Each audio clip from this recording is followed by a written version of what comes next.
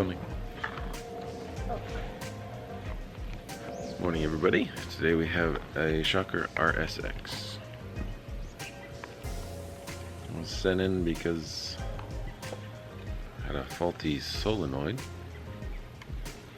Turned out to be the main board. Went through the rig, went through the bolt kit, cleaned out the ASA filter, swapped out the main board, got everything going. Let's take some corona readings.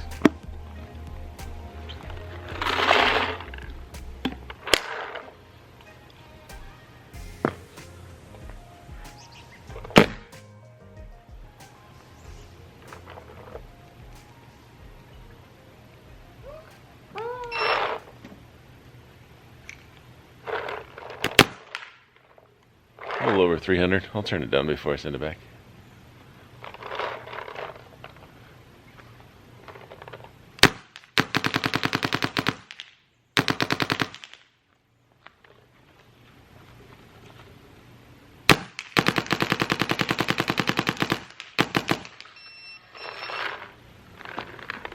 There we go.